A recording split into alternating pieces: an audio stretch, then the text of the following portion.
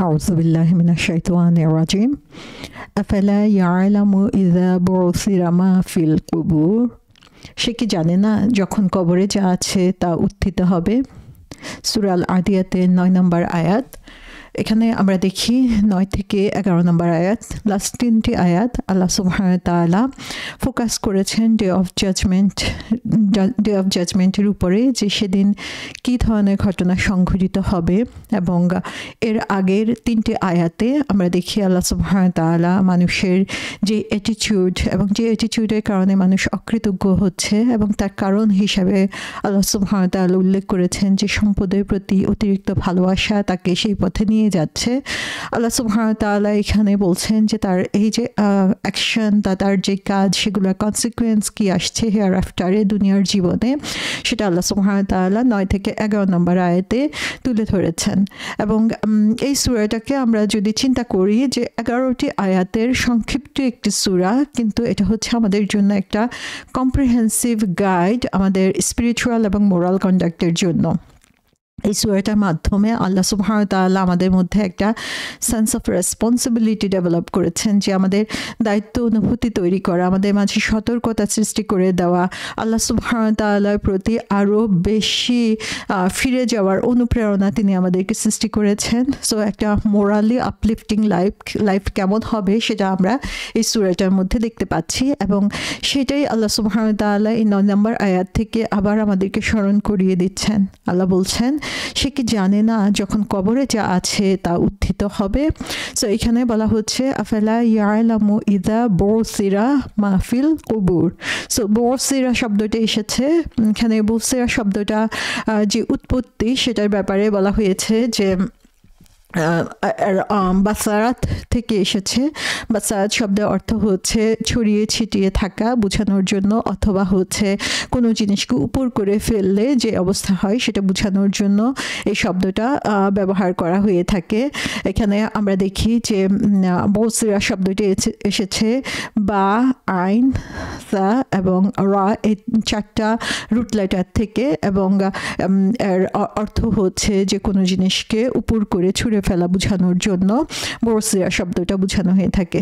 বসিরা শব্দটা বুঝতে হলে আমরা একটা চিত্র কল্পনা করতে পারি। যেমন আমরা যদি একটা লাগেজ অথবা ব্যাগ ভর্তি করে জিনিস রাখি এবং সেই ব্যাগ থেকে কোনো জিনিস খুঁজে পাচ্ছি না, তখন সেই ব্যাগটাকে উপর করে ফেলে সেখান থেকে আমরা যখন জিনিস খুঁজে বের করার জন্য চেষ্টা করি, সো এরকম উপর করে ফেলে ছড়িয়ে ছিটিয়ে অবস্থা থেকে কোনো জিনিসকে বের করে আনা, সেটাকে হচ্ছে সেই অবস্থাটাকে বলা হচ্ছে বসিরা।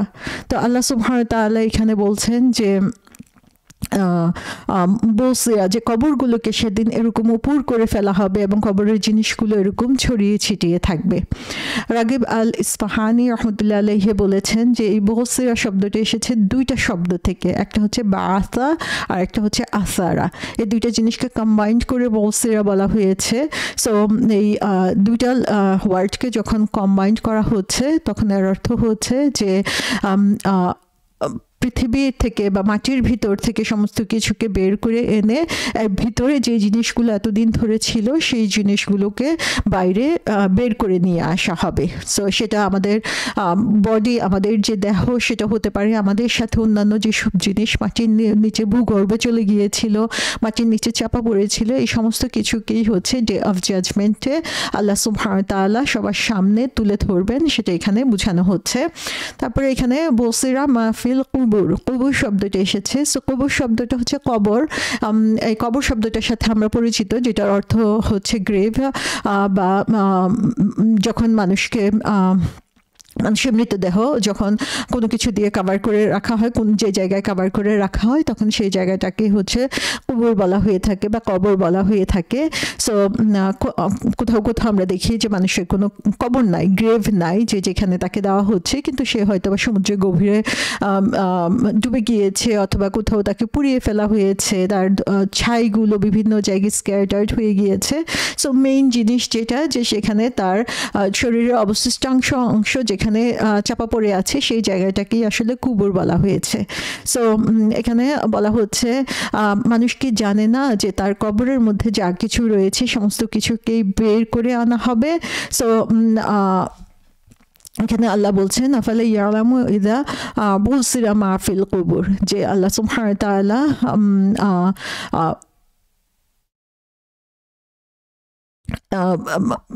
মানুষকে আবার ফোকাস করতে বলছেন যে ডে অফ জাজমেন্টে ইচ অ্যান্ড এভরিওয়ান এভরিথিং যা কিছু আছে সমস্ত কিছুকে আল্লাহ সুবহানাহু ওয়া তাআলা সেদিন বের করে নিয়ে আসবেন এবং সমস্ত কিছু সেদিন প্রকাশিত হয়ে যাবে, যে মানুষ কি করেছে, মানুষের তার শরীরকে যেমন বের করে নিয়ে আসা হবে, তার সাথে সাথে তার ধন সম্পদ, ইভেন্ট তার সে যে কাজগুলো করেছে সেগুলো রেকর্ড, ইভেন্ট সে মনে মনে কি চিন্তা করেছে সমস্ত কিছুকে সেদিন বের করে নিয়ে আসা হবে। সূরা ইনফিতরে যেমন আল্লাহ বলছেন ওয়াইদাল কুবুরু বসিরাত, যে যখন কবরসমূহ উন্মোচিত হবে। সো এখানেও আমরা দেখি কবর, বসিরাত এই শব্দগুলোকে ব্যবহার করা হয়েছে। সো মানুষের মৃতদেহ, তার যে চিন্তা ভাবনা, তার যে কাজ, সমস্ত কিছু মাটির নিচে চাপা পড়ে যাবে এবং ডে অফ জাজমেন্টে আল্লাহ সুবহানাহু ওয়া তাআলা সেগুলোকে বের করে নিয়ে আসবেন। এবং এর আগের আয়াতে আমরা দেখেছি আল্লাহ সুবহানাহু ওয়া তাআলা বলেছেন যে মানুষ নিজেই সেগুলো সাক্ষী হবে। মানুষ আজকেও যেমন জানে সে কি করছে, কোন চিন্তা ভাবনায় করছে, তার মনের গহীনে কি লুকানো আছে, সেদিন নিজে সে এটার উইটনেস হবে, কারণ সমস্ত কিছুকে সেদিন তার সামনে হাজির করে দেওয়া হবে এবং সে দেখতে পাবে যে সে কি করেছে দুনিয়ার বুকে।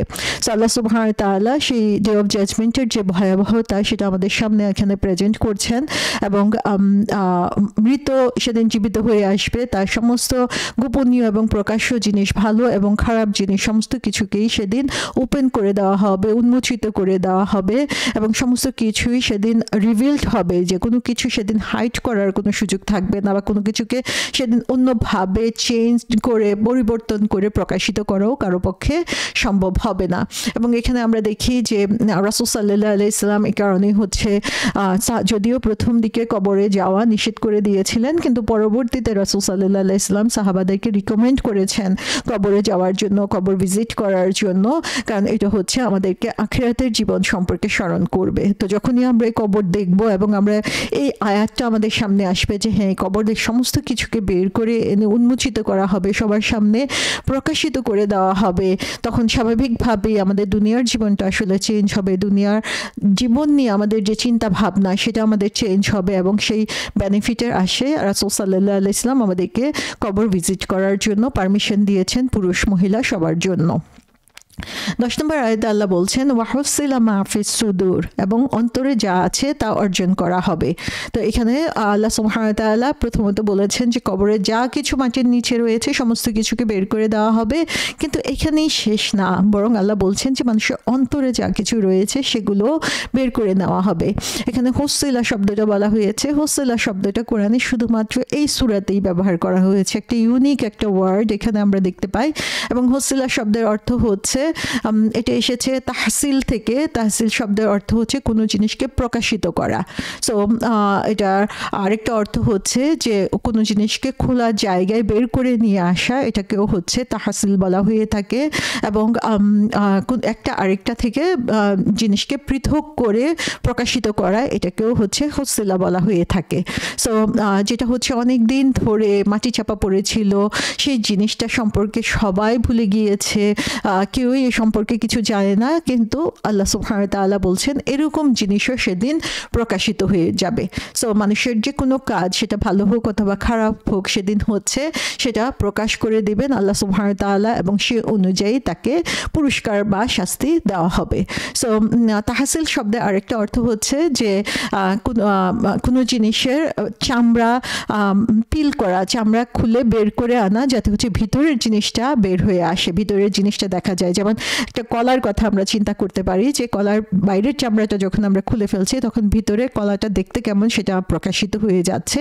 সো তাহসিল হচ্ছে এরকম যে বাইরের আবরণটা সরিয়ে দেওয়া হবে এবং যার কারণে হচ্ছে ভিতরে কি আছে সেটা দেখানো হবে। এবং আল্লাহ সুবহানাহু ওয়া তাআলা এখানে তাফসীরকারগণ বলেছেন যে মানুষের বাহ্যিক কার্যক্রমের যে আবরণটা সেটা সরিয়ে দিয়ে আল্লাহ সুবহানাহু ওয়া তাআলা মানুষের অন্তরে কি আছে সেটা সেদিন প্রকাশিত করে দিবেন। এবং সূরা জিলজালে আমরা দেখি যে আল্লাহ সুবহানাহু ওয়া তাআলা বলছেন যে একদম ছোট বিন্দু পরিমাণ জিনিসও যদি হয় সেটাও সেদিন দেখানো হবে। এবং আল্লাহ সুবহানাহু ওয়া তাআলা এখানে আরও বেশি স্পেসিফিক হয়ে বলছেন যে ইভেন মানুষের হার্টের মধ্যে, অন্তরের মধ্যে যা কিছু রয়েছে সেটাও সেদিন প্রকাশিত করে দেওয়া হবে। আল্লাহ সুবহানাহু ওয়া তাআলা আমাদের সবাইকে মাফ করুন, আমাদের জন্য সহজ করে দিন যে আমাদের অন্তরের মধ্যে কত ধরনের চিন্তা আমাদের আসে, সেই চিন্তাগুলোকে সেদিন আল্লাহ প্রকাশিত করে দিবেন। সেটার জন্য যদি আল্লাহ আমাদের পাকড়াও করেন তাহলে আসলে আমাদের অবস্থা কত সঙ্গীন হবে সেদিন, কত কঠিন এবং মর্মান্তিক হবে সেটা আমরা চিন্তা করতে পারি। এখানে ওয়াহসিলা মাহফিস সুদূর, যে জিনিসগুলো প্রকাশিত করে দেওয়া হবে সেটা হচ্ছে তার ফিস সুদূর, তার চেস্টের মধ্যে, তার অন্তরের মধ্যে আছে। সো অন্তরের মধ্যে কি থাকে? অন্তরের মধ্যে থাকে আমাদের নিয়ত, অন্তরের মধ্যে থাকে আমাদের আশা আকাঙ্ক্ষা, আইডিয়া, চিন্তা ভাবনা, কোনো কিছু করার পিছনে আমাদের মোটিভ কি, টার্গেট কি, লক্ষ্য কি, সেগুলো আমাদের অন্তরের মধ্যে লুকানো থাকে। সেই লুকানো জিনিসগুলোকেই আল্লাহ সুবহানাহু ওয়া তাআলা সেদিন বের করে নিয়ে আসবেন এবং সেদিন ভালো থেকে খারাপকে সর্ট আউট করবেন, ভালো থেকে খারাপকে আলাদা করবেন।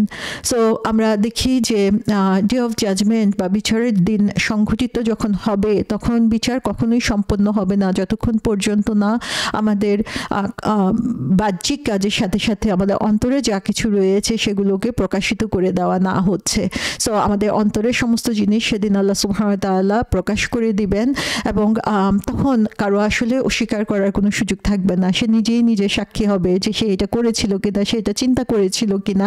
এবং আল্লাহ সুবহানাহু ওয়া তাআলা যে জাস্ট ন্যায় বিচারক সেটা সেদিন প্রমাণিত হয়ে যাবে যে আল্লাহ কোনো কিছুই জোর করে চাপিয়ে দিবেন না, বরং মানুষের কাজের উপরে তার অন্তরের যেই অনুভূতি ছিল সেই অনুভূতিগুলো পর্যন্ত মানুষের সামনে সেদিন প্রকাশ্য হয়ে দেখা দিবে এবং আল্লাহ সুবহানাহু ওয়া তাআলা তার ভিত্তিতে তার বিচার করবেন। সো কত স্কেয়ারি, কত ভয়ঙ্কর এই জিনিসটা আমাদের জন্য যে আল্লাহ সুবহানাহু ওয়া তাআলা যখন হুসিলা মাহফিস সুদূর, অন্তরকে উন্মোচিত করে দিবেন তখন আমাদের লুকানোর আসলে কোনো কিছু থাকবে না। ইবনে আব্বাস রাহমাতুল্লাহ আলাইহি বলেছেন যে এটা এই আয়াতের অর্থ হচ্ছে যে তার অন্তরের মধ্যে, তার রুহের মধ্যে যা কিছু রয়েছে সেগুলোকে সেদিন বের করে আনা হবে এবং সেগুলোকে প্রকাশ করে দেওয়া হবে। সূরা তারিকে আল্লাহ সুবহানাহু ওয়া তাআলা বলেছেন ইয়াউমা তুবলাস সারাইর, যেদিন গোপন বিষয়াদি পরীক্ষিত হবে। সো সেদিন আসলে গোপন বলে কোনো কিছুই থাকবে না।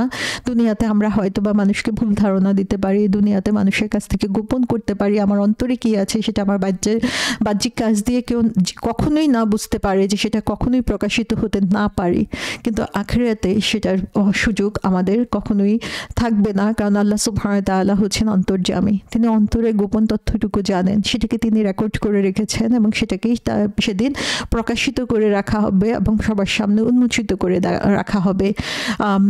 আমরা যখন এই জিনিসটা চিন্তা করি তখন আমাদের আসলে এই কেয়ারলেস লাইফ লিড করার কোনো সুযোগ নাই। আমরা আমাদের অন্তরের গোপন বিষয়গুলো সম্পর্কেও আরও বেশি সচেতন হব, আর যত বেশি আমরা এই বিষয়গুলো সম্পর্কে সচেতন হব আমাদের কাজের মধ্যে সেটার প্রতিফলন ঘটবে। একজন শায়েখ একবার বলেছিলেন যে যদি তোমার কাছে এটা কঠিন মনে হয় যে জান্নাতের নিয়ামত সেটা চিন্তা করতে তোমার কষ্ট হচ্ছে, অথবা জাহান্নামের যে শাস্তি সেটাও চিন্তা করতে কষ্ট হচ্ছে, কারণ মানুষের চিন্তা আসলে একটা লেভেল পর্যন্ত, তারপরে সে আর কিছু চিন্তা করতে পারে না, বুঝতে পারে না। কিন্তু তিনি বললেন যে জাস্ট এটুকু চিন্তা করো যে মানুষ তুমি কি করেছো, তুমি কি চিন্তা করেছো সেটা সেদিন দেখতে পাচ্ছে। তো সুবহানাল্লাহ, আমরা কিন্তু অন্য কোনো কিছুকে ভয় না করলে অনেক সময় আল্লাহর ভয়ও আমাদের মনের মধ্যে থাকে না, যে মানুষের সামনে প্রকাশিত হওয়ার ভয়টা আমাদের মধ্যে যত তীব্র, মানুষ কি বলবে, অন্য কি বলবে, সেই অজুহাতে আমরা দেখা যায় অনেক কাজ থেকে নিজেকে নিবৃত রাখি বা অনেক ভালো কাজ করা থেকে দূরে সরে থাকি, বা অনেক কিছু আমরা গোপন করি যে মানুষ, বা অনেক কিছু থেকে বিরত থাকি যে পাছে লোকে কিছু বলে এই কারণে। তো সেদিন হচ্ছে সমস্ত কিছুকে উন্মোচিত করে দেওয়া হবে। এই ভয়টা, এই চিন্তাটা যখন আমাদের মধ্যে থাকবে তখন প্রতিটা মুহূর্তে, প্রতিটা কথা, প্রতিটা কাজ, প্রতিটা চিন্তাই হবে আমাদের জন্য শিক্ষণীয় এবং আমাদের জীবনকে পরিবর্তন করার জন্য যথেষ্ট।